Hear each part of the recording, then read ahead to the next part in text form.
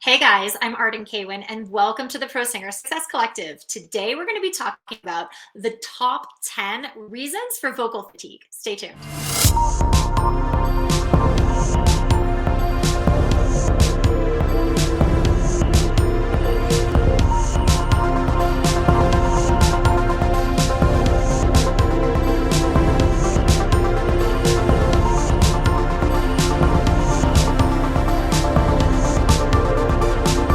If you experience vocal fatigue from singing, there are some very common reasons why.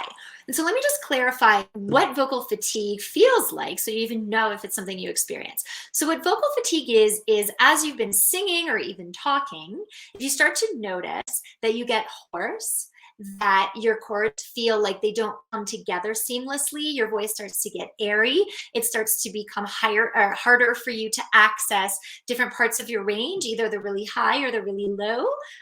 So that is some of the common signs of vocal fatigue, that when you go to speak or sing, nothing comes out right away. Or if it does, it's airy, it's hoarse, it's not present, it's not as resonant, okay? So those are the signs of vocal fatigue. So if you experience vocal fatigue from singing, there's some really common reasons why. And we're going to talk about all of that today. So when singers experience vocal fatigue from singing, it's usually the result of improper or inefficient breath support.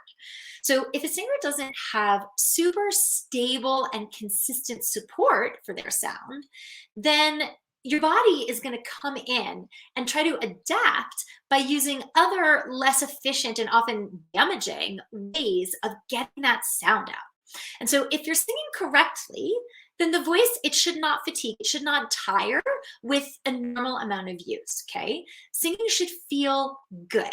If it doesn't, then that is your body giving you a signal that something is not right with the way that you are producing sound.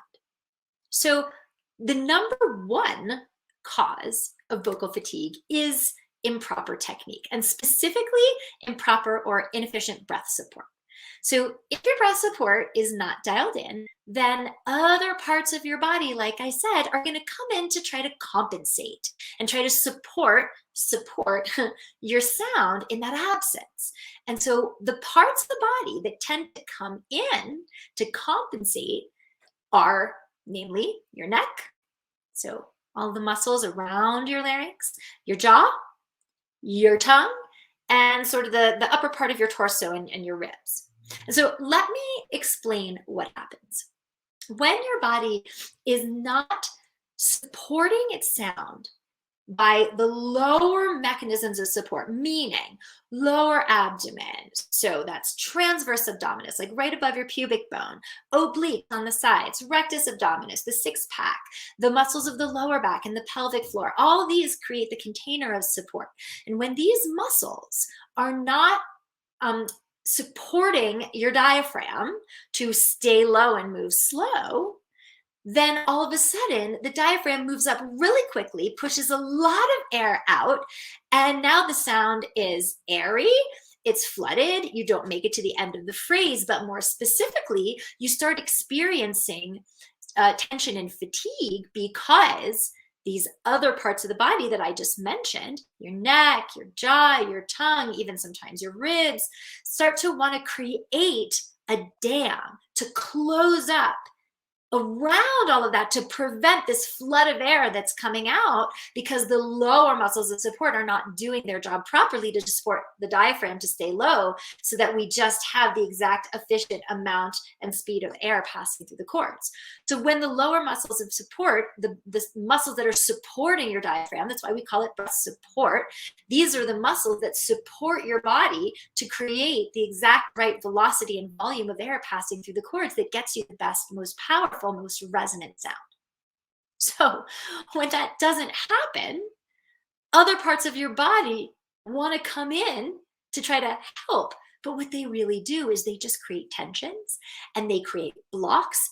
And those things, the jaw grabbing, the tongue grabbing, the neck grabbing, the ribs locking, all of these things fatigue these very fine, delicate little butterfly wings that are your vocal cords. I don't know if you've ever seen pictures if you've ever been scoped, like at an ENT's office and seen pictures of your vocal cords, but they're super thin like butterfly wings, and they just come together at the very edges like of those cords, okay? And so they can be fatigued by pressure coming in from all these other mechanisms when the support is not doing what it needs to do. When the support is doing what it needs to do, now you're not blasting your cords with air, right? Instead, you can open up this mechanism because you don't have to manage the amount of air passing through the cords with all these things up here, neck, jaw, tongue, okay? So the first thing to address, if you are experiencing vocal fatigue, because massive amounts of air passing through the cords will fatigue them, or lots of tension coming in to prevent all that and bear down on those cords will fatigue them. So the first thing to address if you're experiencing vocal fatigue is your breath support. This is why with the singers in my program, module 1 is all about setting up the foundations of support, because it is the first and the most important thing to address. Because many of the other issues that singers, get sabotaged by are solved by just getting solid support in place. Now, if you feel like your technique and your support is solid, but you're still experiencing vocal fatigue, here are the other possible culprits to check for. And so these are what I say are the top 10 most common causes of vocal fatigue. So first is unsupported belting, which I define primarily as tensing and pushing too much chest voice way up too high in your range. And most singers who do this actually take the physiology of their body and they push it up in order to achieve that high belt. So now not only is your larynx like super what's the word I'm looking for? It's got a lot of pressure coming up from beneath it, but it also the vocal cords can't vibrate as flexibly as they need to, because the mechanism is being pushed up physiologically too high in the throat, okay? So unsupported belting means that there's nothing grounding you to be able to take those notes high in your chest voice. Most people push chest voice up higher than they can support, okay? So that's number 1, unsupported belting. Number 2, smoking or drinking alcoholic beverages. And so here's why that contributes to vocal fatigue. 2 reasons. Number 1, smoking and drinking alcoholic beverages are incredibly dehydrating on your cords. And so when you have cords that are dehydrated, when the body is dehydrated, the cords are dehydrated, and it can prevent the cords from vibrating as flexibly as they need to, which can fatigue them because they're stuck, and you need to manipulate more in order to get them to do what you want them to do. And that manipulation causes fatigue. So smoking and drinking, the dehydrating effects of those can contribute to vocal fatigue, as well as with smoking specifically, it causes the cords to thicken and stiffen as well. So they become less flexible, so they fatigue more easily. And the other reason that specifically drinking alcoholic beverages causes vocal fatigue is because when you're a little tipsy and you're drunk, you tend to not be very present as to how you're using your voice. If you're talking a lot very loudly, and if you're screaming at like a sports game and you're a little drunk or whatever, right, you're going to do things with your voice that you wouldn't ordinarily do if you were sober that can cause fatigue. So that's the second thing. Third one is kind of addendum to that, which is periods of excessive or unsupported loud talking. For example, spending time at like a really loud party trying to have a conversation over a DJ that's spinning really loudly and the speakers are everywhere, or being at a concert and it's super loud and you're yelling and cheering and you're trying to talk to your friend next to you to be heard, or if you're at a really loud restaurant and you're at a dinner party and you're talking to somebody across the table and you're not being present to how you're using your speaking voice, and you're not supporting that can be incredibly fatiguing. So then you go to sing and your cords are swollen and they don't come together effectively, right? So all of these things, guys, that fatigue the cords, they prevent the cords from coming together seamlessly and efficiently. because the cords get swollen when you do these things, and then they don't come together like we need them to. Okay. Okay, fourth reason. Is that four? Number four? Where are we? 1, 2, 3, 4. Yeah. Okay. So, and this is a little bit related to belting too.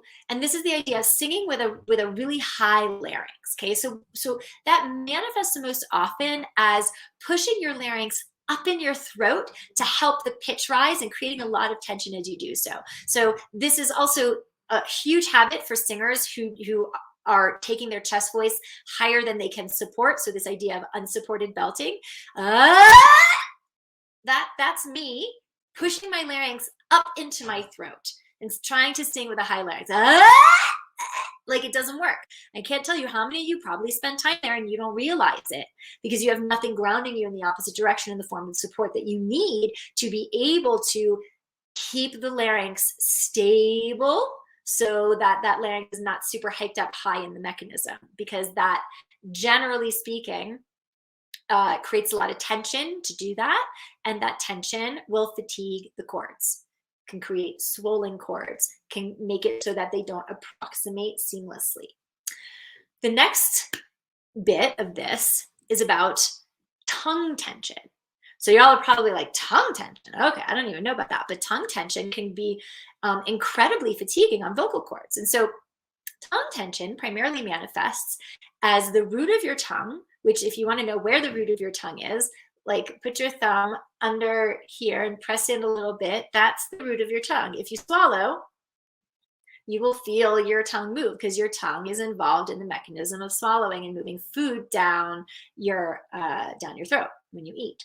So tongue tension primarily manifests as this part of the tongue, the root of the tongue, grabbing, narrowing, contracting, narrowing, and bearing down by the base of your tongue onto the larynx while singing to create the perception of a richer tone, a fuller tone, a darker tone, a stronger tone. Any of those things, somebody would bear down with their tongue to create the perception of that. Now out here, it just sounds not good.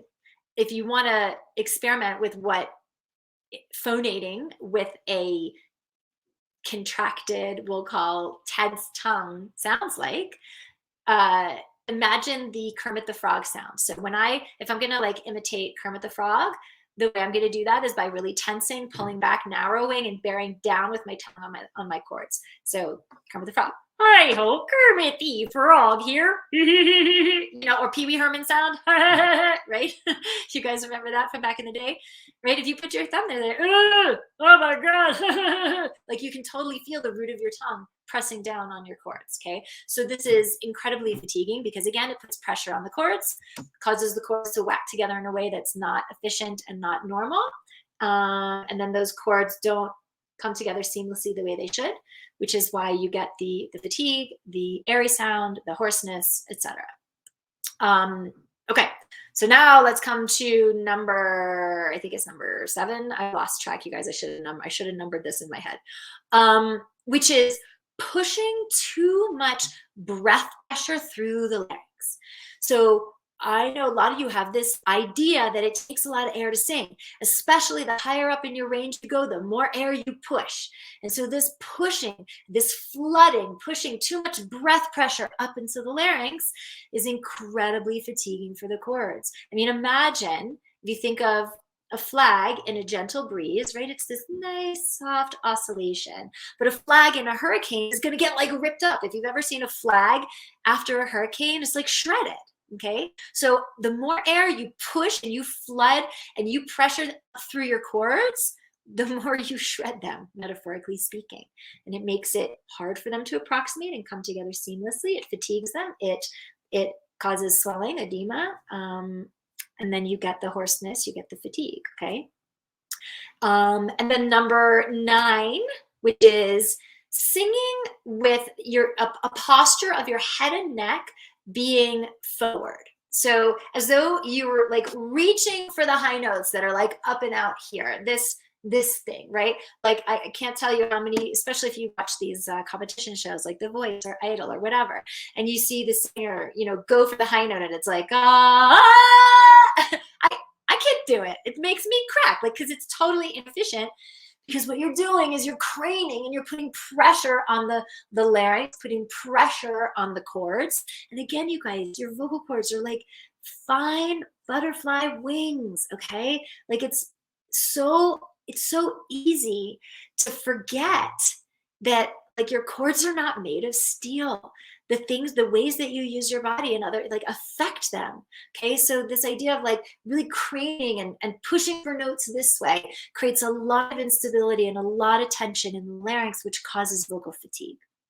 But really, as we were talking about before, a lot of these issues are actually just symptoms of the number one reason for vocal fatigue, which is lack of proper breath support, lack of stable, lower diaphragmatic support for the breath, so that you end up supporting your sound from the lower part of your body where it belongs, rather than other detrimental unintended means, which is what we were talking about before.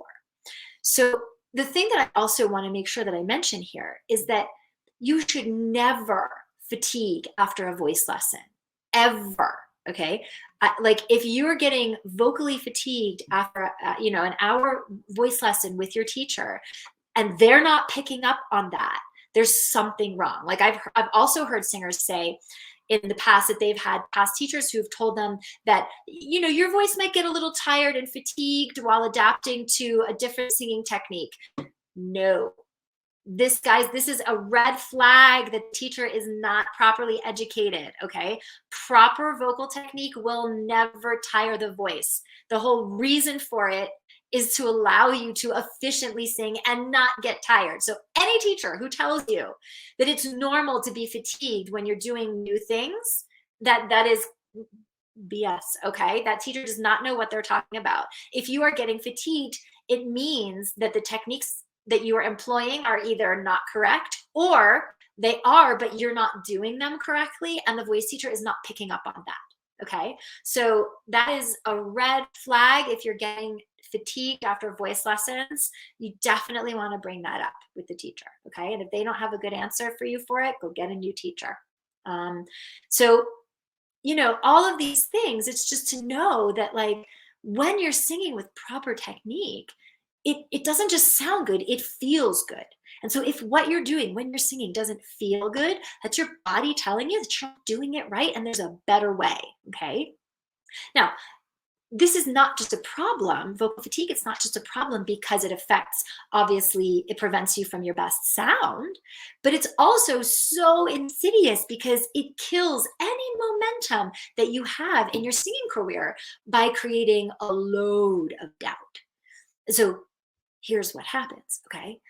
It's what I call the negative feedback loop of fatigue. So you start, recognizing that you do a show and you're vocally fatigued and you can't sing for the next 3 or 4 days, or you're practicing and it's been, an hour and you're getting vocally fatigued and now you have to shut up and you can't sing for the next, couple days. All of this creates insecurity, lack of confidence, doubt, which makes you prevent yourself from putting yourself out there for opportunities. It makes you think to yourself, like, let's say you're a Broadway singer and you're experiencing all this fatigue and you say to yourself, well, if I get this gig, if I go for this audition, yeah, I could pull it off in the audition. But, if I get the gig and now I have to do 8 shows a week, I'm never going to be able to do that because I know what happens to me when I sing for more than an hour. So now you have this doubt, you have this lack of security, and it's going to show up in the audition.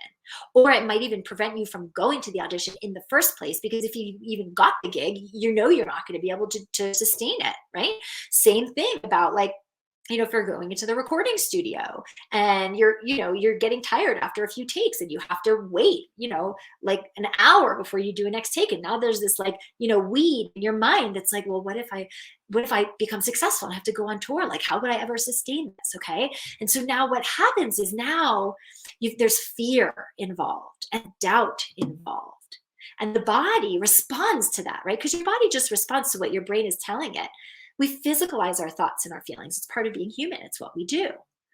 And so now your body is responding to this doubt that's creeped in. And you guys, this is Most of the time it's not conscious. This is like what's running the show subconsciously, because you're scared and you fear that maybe you're not good enough, or that you're not doing it right, and what would happen, and all this fear that shows up in the body as fight or flight.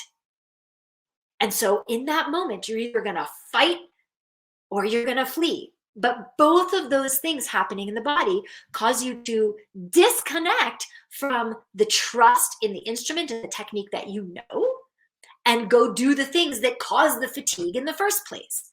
And so now you're fatigued again. And now what's worse is you have evidence that you're not good enough, you don't have the confidence, you can't do the thing. And that just feeds back into the body. The next time there's an opportunity, now you have that evidence, and no, you're not going to go out for that opportunity either.